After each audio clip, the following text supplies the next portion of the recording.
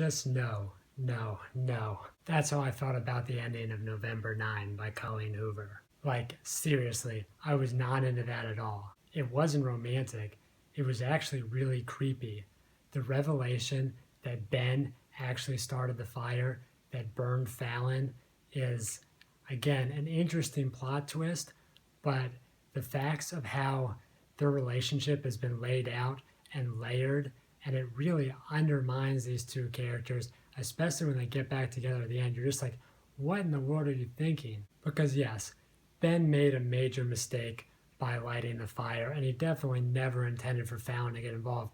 But that isn't the biggest issue here. And amazingly, it's not even the biggest issue that he lied about it to Fallon, burst his way into her life, manipulated her just to make himself feel better about himself and to save himself. He used her. Somehow that isn't even the worst part. The worst part is that he took the relationship and he sold it behind her back to an agent. Yeah, as a book deal. Like, what? That isn't touched on at the end of the book, but it doesn't make any sense to how she would be able to forgive him when he's just, it's again, this Ben character is the most selfish person I've ever encountered in literature. And again, a lot of these, you encounter in these new adults, you're talking about disliking the guy character because he's a bad boy. Ben isn't a bad boy. He talks again and again and again about how he isn't an alpha. And you're right, he's not an alpha, he's a creep. I'm shocked at how passionate about this I am, but it's something I feel really strong about is getting realistic portrayals of romance, because I think that's way more interesting than sort of connived scenarios.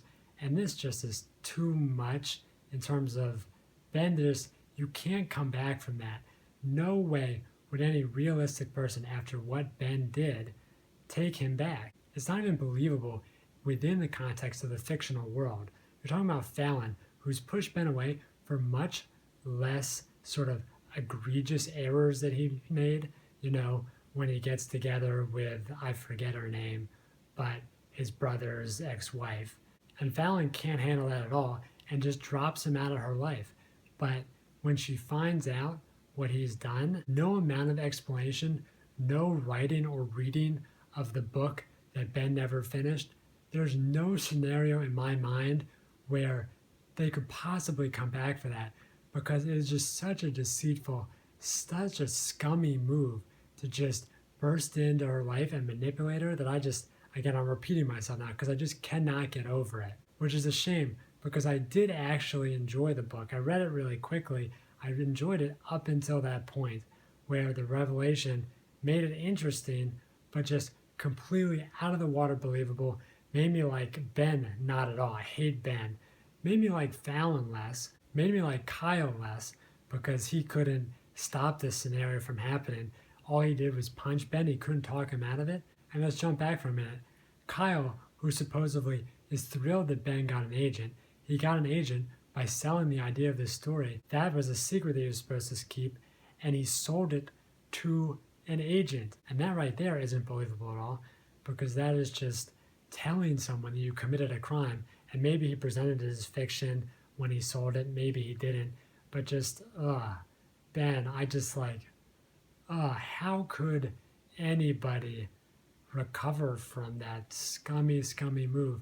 And it's scummy not because he lit the fire. It's scummy because everything after that was completely and wholly selfish.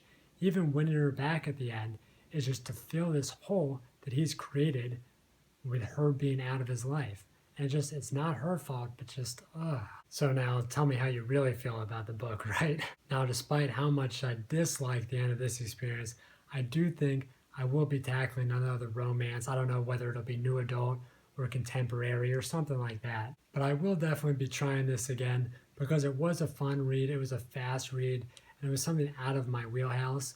But hopefully it's got a lot better ending than November 9. Now, if you guys have read November 9, I'm definitely curious what you guys think. And if you think I'm just insane or have unrealistic expectations for guy characters.